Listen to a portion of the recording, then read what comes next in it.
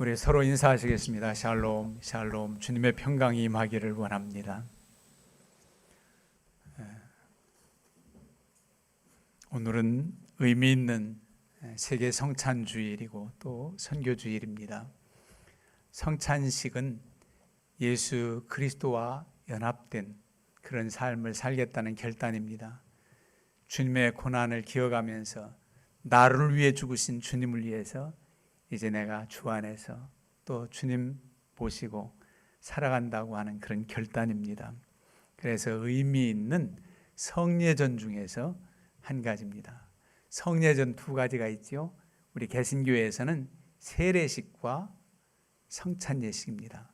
이 성찬예식을 자주 할 수 있으면 좋은데 좀 코로나 상황에서 여건이 허락질 안에서 오늘 기도하면서 지혜롭게 제일 위생적으로 방역 생각하면서 성찬 예식을 거행했습니다. 여러분, 오늘 우리는 이 험한 세상 살아가면서 우리가 지혜롭게 살길 바라고 지혜로운 사람이 되기를 바라는 마음이 간절합니다. 그래서 우리뿐만 아니라 우리의 자녀들도 지혜로운 하나님의 사람으로 살아갔으면 좋겠다. 그런 바람이 있을 거예요. 그러면 지혜를 얻는 비결이 무언가? 지혜로운 사람이 되는 비결이 무언가? 오늘 잠언 13장 20절 본문 말씀에는 이렇게 기록하고 있습니다. 지혜로운 자와 동행하면 지혜를 얻고 미련한 자와 사귀면 해를 받느니라. 지혜로운 자와 동행하라는 겁니다. 여러분, 지혜의 근원이신 하나님, 하나님과의 교통 친교, 10월은 친교의 달이라고 김은수 장로님 기도도 하셨는데, 친교, 하나님과의 깊은 교제가 있을 때 지혜로우신 하나님의 지혜를 힘입어 살게 됩니다. 그래서 하나님을 가까이 하라. 그리하면 너희를 가까이 하시리라. 그 지혜의 근원이신 하나님과 친밀하게 살아가는 것, 그게 바로 지혜로운 삶을 사는 것입니다. 또 지혜로운 사람과 친하게 지내는 거예요. 여러분, 자녀들에게도 너 좋은 친구 새겨라 그러잖아요. 좋은 친구는 지혜로운 친구지요. 또 좋은 친구만 원할 것이 아니라 내가 상대방에게 좋은 친구가 되어주는 것, 바로 지혜로운 사람이 되어야 된다는 거지요. 그래서 지혜로운 사람은 함께 동행하면 지혜를 얻는다. 시편 1편 말씀에도 복 있는 사람은 누구냐? 악인의 꾀를 따라가지 않고 오만한 자의 자리에 앉지 않고 하나님의 말씀을 청종하고 묵상하는 그런 사람이다 그랬어요. 그래서 우리가 지혜로운 자와 늘 동행한다는 것, 너무 귀한 일입니다. 지혜가 없고 하나님을 알지 못하는 사람들을 여러분들이 전도하기 위해서 만나는 것은 좋아요. 하나님께로 인도해야지. 그러나 그 하나님을 거역하고 불순종 가운데 살아가는 지혜 없는 자의 길을 우리가 함께 할 수는 없는 겁니다. 그래서 지혜로운 자와 함께해라, 동행해라 그랬습니다. 여러분, 그러면 그 지혜에 주는 유익이 얼마나 큰지 잠언서 전체를 통해서 지혜에 대한 구절들이 엄청 많습니다. 제가 시간 관계상 몇 장 몇 절 이렇게는 말씀드리지 않아도 이런 말씀이 잠언서에 기록되어 있구나 하는 것을 알게 될 겁니다. 지혜가 주는 유익이 뭐냐? 지혜를 얻은 자와 명철을 얻은 자는 복이 있나니 이는 지혜를 얻는 것이 은을 얻는 것보다 낫고 그 이익이 정금보다 나음이니라. 지혜는 진주보다 귀하니 내가 사모하는 모든 것으로도 이에 비교할 수 없도다 그랬습니다. 지혜는 그 얻은 자에게 생명나무라. 지혜를 가진 자는 복되도다. 지혜가 제일이니 지혜를 얻으라. 내가 얻은 모든 것을 가지고 명철을 얻을지니라. 지혜를 얻는 것이 금을 얻는 것보다 얼마나 나은고 명철을 얻는 것이 은을 얻는 것보다 더욱 나으니라. 이렇게 지혜에 대해서 사모해야 되고 지혜로운 사람이 되기를 원해야 된다고 그렇게 기록하고 있습니다. 그러면은 지혜로운 사람이 돼야 또 지혜로운 친구를 만나게 되고 유유상종 그러지요. 그럼 우리가 어떻게 지혜를 얻을 수 있는가? 첫 번째는 하나님을 경외하는 자가 되어야 된다는 겁니다. 하나님을 경외하고 그 말씀을 따라 사는 자, 청종하는 자, 율법을 주야로 묵상하는 자다.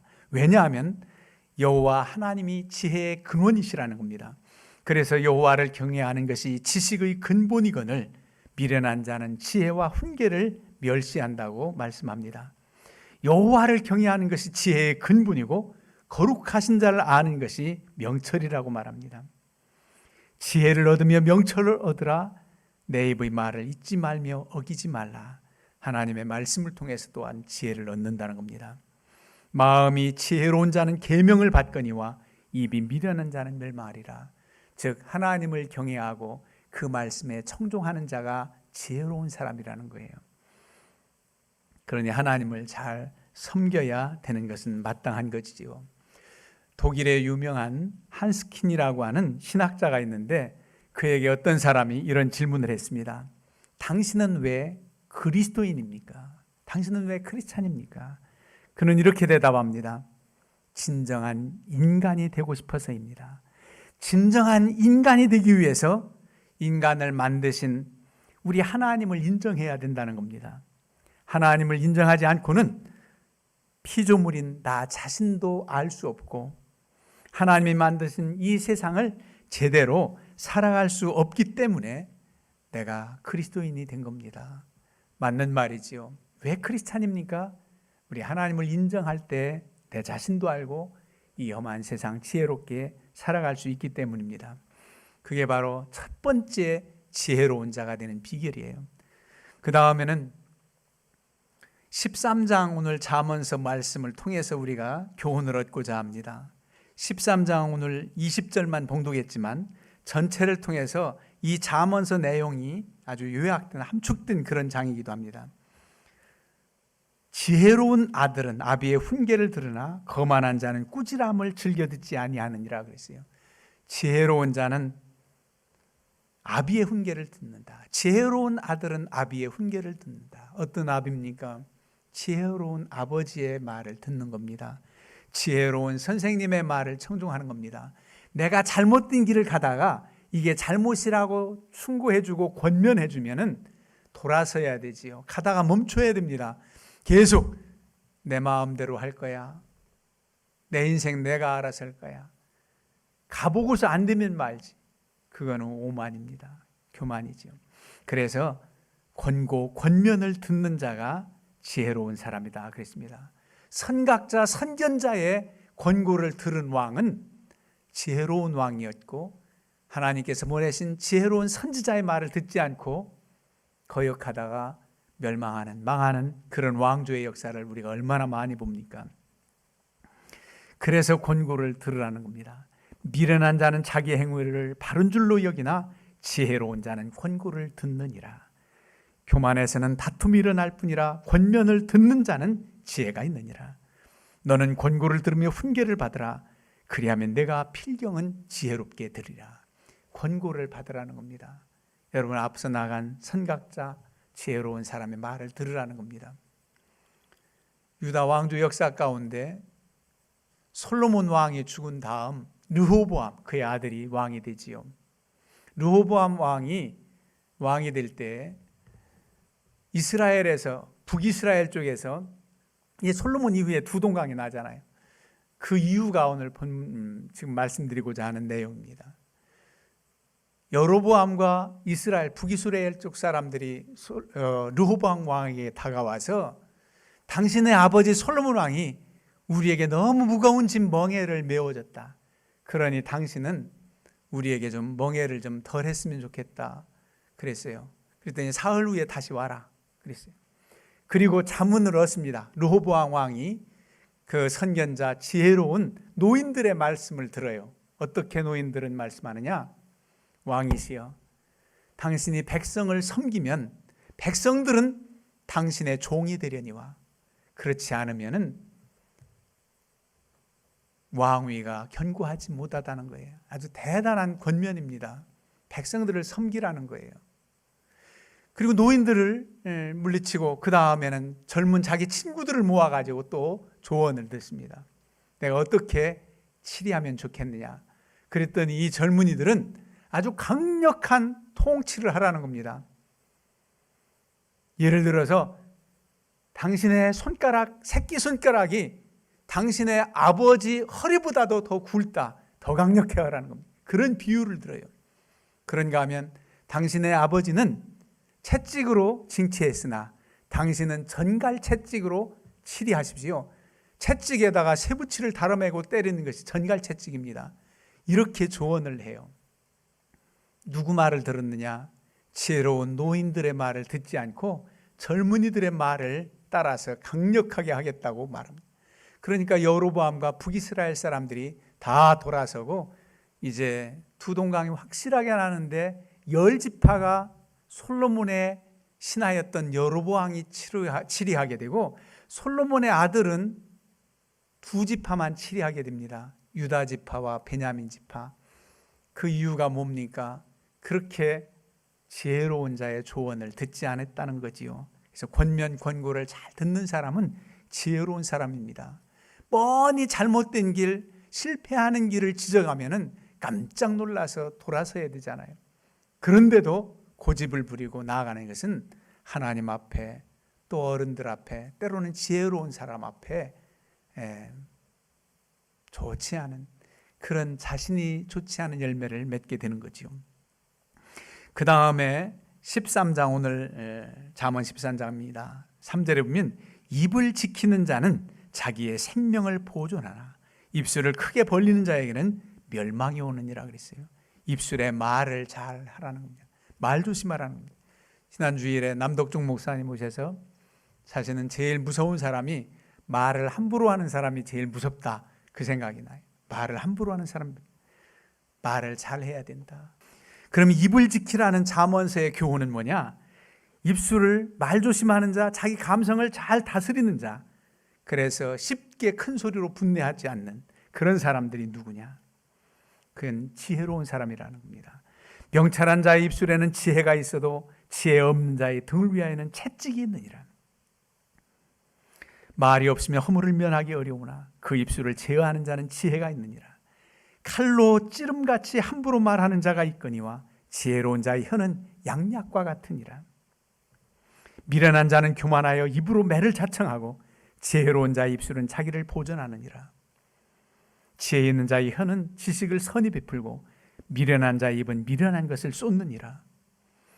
지혜로운 자의 마음은 그의 입을 슬기롭게 하고 또 그의 입술에 지식을 더하느니라. 세상에 금도 있고 진주도 많거니와 지혜로운 입술이 더욱 귀한 보배니라. 어리석은 자는 자기의 노를 다 드러내어도 지혜로운 자는 그것을 억제하느니라. 이렇게 입술의 말에 대해서 말 조심할 것을 권고하고 있습니다. 지혜로운 자는 이렇다는 겁니다. 그 다음에 어떤 사람이 지혜로운 사람인가? 정직한 사람이라는 겁니다. 거짓말하지 않는 사람이라는 거예요. 13장 5절 보시지요. 의인은 거짓말을 미워하나 악인은 행위가 흉악하여 부끄러운 데에 이르느니라. 여러분, 거짓말하지 말라. 죄악을 멀리하는 것, 아까운 데 거짓말하는 것, 정직하지 않은 것이 악입니다. 그래서 정직한 사람이 지혜로운 사람입니다. 그는 정직한 자를 위하여 완전한 지혜를 예비하시며 행실이 온전한 자에게 방패가 되신다. 여러분, 다 이 내용들이 몇 장 몇 절 말씀 안 해도 잠언서에 있는 내용입니다. 정직한 자를 위하여 완전한 지혜를 예비해 주셨다는 거예요. 정직한 사람에게 지혜를 예비하셔서 정직한 사람에게 지혜를 주신다고 하나님께서 말씀합니다. 악은이 자리에 앉지 않고 죄된 길 가지 않고 서지 않는 그런 사람은 정직한 사람, 또 지혜로운 사람이다. 그렇게 말씀하고 있습니다. 그 다음에 또 어떤 사람이 지혜로운 사람인가? 겸손한 사람이 지혜로운 사람이라. 반대로 교만한 사람은 지혜롭지 못하다는 거예요. 오늘 10절 말씀, 13장 10절 말씀 보시지요. 교만에서는 다툼만 일어날 뿐이라 권면을 듣는 자는 지혜가 있느니라. 또 권면 나오지요. 교만한 사람은 다툼만 일으키고 화평하게 하지도 못해요. 교만한 사람, 우리 하나님께서는 교만한 사람을 물리칩니다. 이 교만에 대한 교훈도 얼마나 많은지 잠언서에 이렇게 기록하고 있습니다. 내가 만일 지혜로우면 그 지혜가 내게 유익할 것이나 내가 만일 거만하면 너 홀로 해를 당하리라. 교만이 오면 욕도 오거니와 겸손한 자에게는 지혜가 있느니라. 거만한 자는 지혜를 구하여도 얻지 못하거니와 명철한 자는 지식 얻기가 쉬우니라. 거만한 자는 견책받기를 좋아하지 아니하며 지혜 있는 자에게로 가지도 아니하느니라. 여호와를 경외하는 것은 지혜의 훈계라 겸손은 존귀의 앞잡이니라. 이렇게 교훈하고 있습니다. 겸손해야 된다는 거예요. 여러분, 교만이라는 것, 오만이라는 단어, 거만이라는 단어 우리가 다 알고 있습니다만 국어사전을 찾아서 우리가 짤막한 설명을 들어보면 더 확실하게 와닿아요. 교만이라는 국어사전적 의미는 이렇게 기록하고 있어요. 잘난 체하며 뽐내고 건방지다. 여러분, 이 설명이 아주 실감나지요? 오만은 태도나 행동이 건방지거나 거만하다. 거만, 잘난 체하며 남을 업신여긴다. 이 내용을 우리가 알면 기분 나빠서도 교만해질 수가 없습니다. 잘난 체하며 뽐내고 건방지다, 시건방지다, 교만한 사람. 이 내용을 알면 그냥 교만이라는 단어, 오만이라는 단어 쉽게 넘어갈 일이 아니에요. 잘난 체하고 남은 업신여기고, 기분 나빠서라도 교만할 수 없지 않습니까? 오만할 수 없어요. 거만할 수가 없단 말이에요. 겸손한 자에게 지혜가 있느니라. 겸손은 촌기의 앞잡이니라. 교만한 자를 물리치시고 겸손한 자를 쓰시는 하나님, 그 바로 지혜로운 사람은 바로 겸손한 사람이다. 여섯 번째는 부지런한 사람이 지혜로운 사람이라는 겁니다. 부지런한 사람. 잠언 14장 4절에 보면 게으른 자는 마음으로 원하여도 얻지 못하나 부지런한 자의 마음은 풍족함을 얻느니라. 부지런한 자, 그 사람은 지혜로운 사람이에요. 게으른 자에 대한 교훈도 참 많습니다. 게으른 자여, 개미에게 가서 그가 하는 것을 보고 지혜를 얻으라. 얼마나 개미가 부지런한지. 게으른 사람은 그릇에 손을 넣고도 입으로 먹기를 주저한다는 거예요. 얼마나 게으른지 손을 그릇에 넣고도 들어서 입으로 넣기를 꺼려해요. 심지어 게으른 사람은 핑계를 대는데 밖에 나갈 수 없어. 거리에 밖에 사자가 있어. 사자 때문에 못 나가. 그런다는 겁니다. 그러나 부지런한 사람은 핑계대지 않아요. 하나님의 사람들은 부지런합니다. 바빠서 신앙생활 못해요. 여러분, 우리 하나님의 사랑, 그 은혜를 기억하면 이렇게 건강 주셔서 부지런히 살 수 있고 바쁘게 살 수 있는 근거가 하나님이 주신 건강인데, 왜 하나님의 영광을 위해서 예배할 자리에 또 하나님을 위해서 우리가 일하지 못할 이유가 무엇입니까? 더 부지런해야 되지요. 우리가 세상 살아가면서 해야 될 일들도 있고 가사 일들도 있고 다 있지만은 그러한 모든 일들도 잘 하면서 하나님 섬기기를 위해서라면 더욱 우리가 부지런해야 된다는 겁니다. 마지막으로 은혜를 베푸는 자가 지혜로운 사람이라는 거예요. 잠언 13장 15절 말씀 한번 보시죠. 그 장입니다. 선한 지혜는 은혜를 베푸나 사악한 자의 길은 험하니라. 선한 사람의 지혜는 은혜를 베푸는 사람이다. 은혜를 베풀며 꾸어주는 자는 잘되나니 그 일을 정의로 할지로다. 시편 112편엔 그렇게 말씀하고 있죠. 은혜를 베푸고 나누는 자가 지혜로운 사람이, 자기만 챙기고 이기주의적이고 지극히 자기만 사랑하는 사람은 지혜롭지 못해요. 행복하지 못합니다. 지혜로운 자는 행복해요. 깨달아서 알기 때문입니다. 하나님의 지혜를 가지고 깨달아 알았기에 행복해요. 나누는 것이 복이구나. 나누는 것이 은혜이구나. 행복감이 넘쳐나게 되어 있습니다. 러시아의 대문호 톨스토이가 어느 날 산책길에 나섰습니다. 길을 산책하는데 남루하게 입은 거린이 다가와서 손을 내미는 거예요. 한 푼 달라는 거죠. 톨스토이는 주머니에 손을 뒤져보았지만 그날따라서 한 푼도 없었어요. 그래서 어떻게 하면 좋지요? 형제님, 한 푼도 없네요. 그러면서 그 거린의 손을 잡아 주었습니다. 그랬더니 그 거린이 얼굴이 환해지더니 아닙니다, 선생님. 저에게 큰 것을 주시니 정말 감사합니다. 그래서 내가 당신에게 무엇을 주었다고 그렇게 감사합니까? 했더니 선생님은 저에게 형제라고 불러주셨잖아요. 그리고 제 손을 잡아주셨습니다. 그것으로도 충분합니다. 그러면서 정중하게 인사한 후에 유쾌하게 자기의 길을 갔습니다. 많은 돈을 받은 것보다 너무너무 기뻐하는 그 거린 뒷모습을 보면서 톨스토이는 결단을 합니다. 물질을 주는 것만이 선행이 아니구나. 마음과 마음이 통할 때 기쁨과 감격이 생겨나는구나. 진정한 행복이 바로 이거구나. 함께 하는 것이구나. 그것을 깨닫고 그는 억압받는 사람들을 위해서 일평생 살아가기를 결단하고 그렇게 실행했다고 합니다. 여러분, 지혜로운 사람이 누굽니까? 하나님을 경외하는 사람입니다. 그리고 지혜로운 사람의 권고를 잘 듣는 사람이에요. 입을 지키고 말조심을 하는 사람, 죄악을 물리치는 사람이지요. 정직한 사람입니다. 겸손한 사람입니다. 부지런한 사람이에요. 그리고 은혜를 나누고 또 선행을 베푸는 그런 사람들이 지혜로운 사람이에요. 이런 사람이 지혜로워서 모든 이들에게 지혜로운 친구들이 되어주시고 또 이런 사람이 있다면 여러분 정말 친하게 지내시길 바라요. 그러면 여러분 또한 지혜로운 삶을 살게 되고 행복한 삶을 살게 되어 있습니다. 이런 은혜가 있기를 주님의 이름으로 축원합니다.